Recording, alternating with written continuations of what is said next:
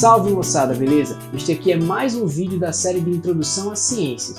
Ele faz parte de uma disciplina que eu leciono de Metodologia do Trabalho Científico. Nele, vou abordar o letramento científico, um fator importante de emancipação em uma sociedade repleta de tecnologia nas mais variadas áreas. Olhe ao seu redor e veja quanta tecnologia faz parte da sua vida. Desde a roupa que você está usando, a comida que você ingere e este dispositivo eletrônico que você está usando para assistir a esse vídeo, todos eles são frutos de um grande desenvolvimento tecnológico e que faz parte diariamente das nossas vidas. Mas vamos em busca da resposta para a nossa pergunta: o que é o letramento científico? Em uma palestra defendendo a necessidade de ver a programação computacional como um componente dos currículos escolares, Mitchell Resnick faz a seguinte provocação: vocês acham que é importante para uma criança aprender a escrever? Acho que todo mundo concorda que sim, correto? Então ele continua: por outro lado, a maioria das pessoas crescem e não se tornam escritores profissionais, nem jornalistas, nem redatores. Então, se a maioria não será escritoras profissionais, por que nós a ensinamos a escrever? Resnick responde a própria pergunta dizendo que é porque nós usamos a escrita em nosso dia a dia e ela nos ajuda a pensar de maneiras diferentes, registrar ideias, entre muitas outras coisas. Então podemos dizer que aprendemos a escrever porque nos é útil em diversos aspectos das nossas vidas, e a programação de computadores deve atender à mesma demanda, mas isso aqui é assunto para uma outra aula. Amplio aqui a provocação de Resnick. E por que aprendemos a ler? Todos sabemos que aprender a ler nos abre um mundo gigantesco de possibilidades, uma vez que grande parte do conhecimento da humanidade está registrado por meio da escrita.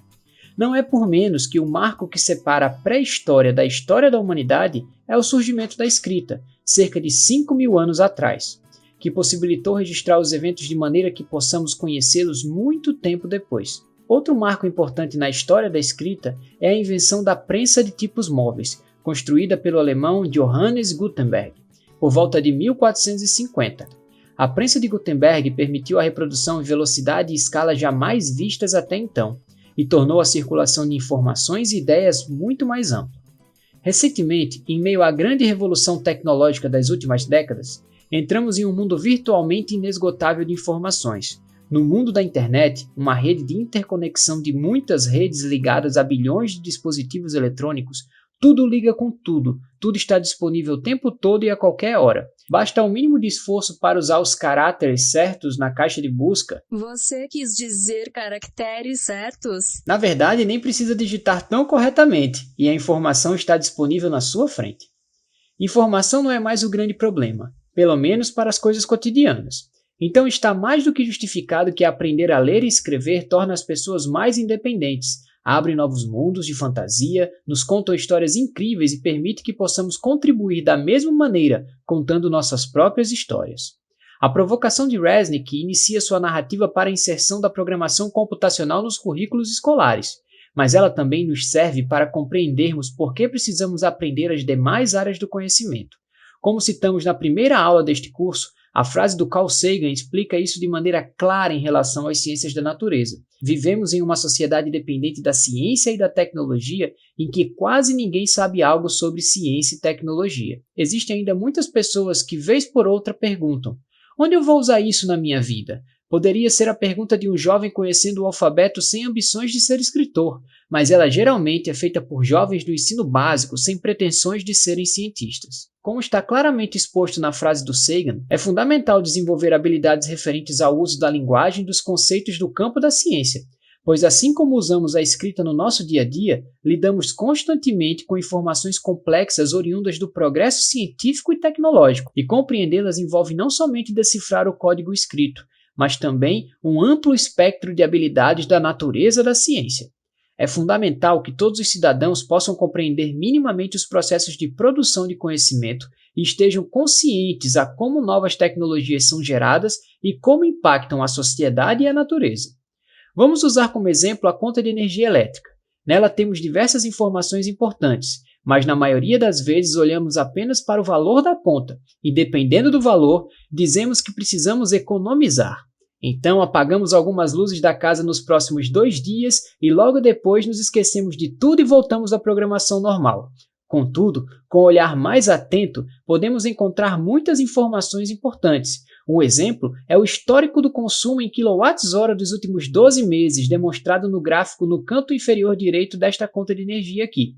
A partir dele, podemos comparar os comportamentos na residência com os meses anteriores e identificar o que leva a um alto consumo de energia elétrica. Podemos também ver que o valor do quilowatt-hora varia de acordo com a bandeira, que indica as condições de produção da energia elétrica, e nem sempre o aumento do valor da conta de energia depende do nosso comportamento, mas sim de fatores ambientais relacionados ao custo da produção. Talvez aqueles dias de banho frio nem foi tão necessário assim. Esse é um exemplo simples, mas que ilustra como compreender as múltiplas linguagens das ciências da natureza, como unidades, gráficos e medidas, é um importante ponto de partida para fundamentar as tomadas de decisão conscientes ao longo da vida. Seria muito difícil um médico decidir o melhor protocolo de tratamento para um paciente sem ter como ponto de partida a fisiologia humana e diversos testes clínicos realizados no campo científico. Ou um engenheiro escolher o melhor material para fazer as vigas de sustentação de uma ponte, sem conhecer os dados da ciência dos materiais. Ou nós decidirmos o que comer no café da manhã quando temos gastrite. É nesse sentido que o letramento científico é fundamental para a vida em sociedade com amplo desenvolvimento tecnológico. Ler uma bula de remédio, fazer escolhas como usar máscaras e fazer isolamento físico durante a pandemia da Covid-19 ou saber quando procurar atendimento médico são só alguns exemplos de atividades de qualquer cidadão nos dias atuais. Contudo, não podemos confundir o desenvolvimento do letramento científico com um simples treino em ciências. Há uma crescente onda de algumas iniciativas governamentais, principalmente em países de alta produção tecnológica, de negligenciar campos da informação social e cultural humana, em detrimento do foco estreito na formação científica. Para isso, é necessário entender o letramento científico de forma ampla. É necessário dar conta também do conjunto de elementos que tratam da construção e aceitação do conhecimento científico. Para isso, devemos considerar os elementos sociais, culturais e políticos, tanto na construção do conhecimento científico como a sua assimilação por diferentes setores da sociedade. Tratamos da conta de energia elétrica anteriormente, mas precisamos discutir também os impactos ambientais do alto consumo de energia, as questões políticas relacionadas a como a energia é produzida, a escolha dos combustíveis fósseis em vez de fontes menos poluentes como a energia eólica e solar. Precisamos discutir os comportamentos de consumo excessivo de bens materiais e como nossa sociedade chegou até o ponto onde estamos. Somente a compreensão das ciências da natureza é insuficiente para dar conta de tantas variáveis da vida humana, com cuidado para não cairmos na visão ingênua da neutralidade da ciência.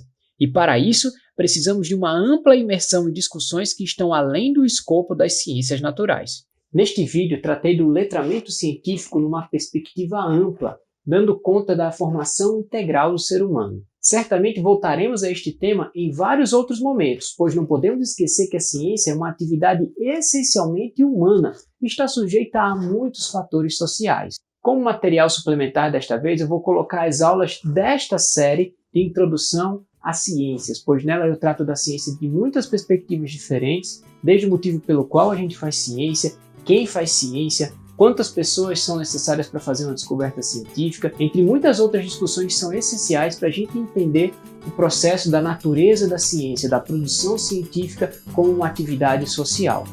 Por hoje é só, vamos ficando por aqui. Se você gostou, já sabe, se inscreve no canal, compartilha com os amigos, porque esta aqui pode ser uma maneira interessante de alguém aprender sobre ciências da natureza. Até a próxima!